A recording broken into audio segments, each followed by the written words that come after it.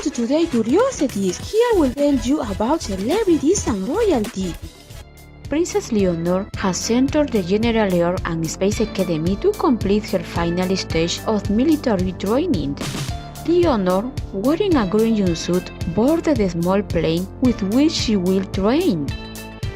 She follows in the footsteps of her father, King Felipe.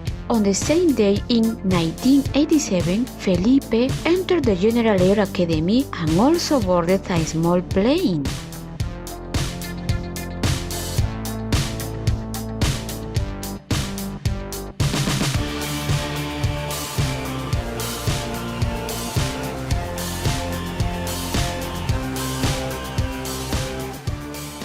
If you like the video, give it a like and share it with everyone. If you are new to the channel, subscribe with notification as I'll continue to talk about these topics. And as always, thank you very much to everyone for being there, and until the next video.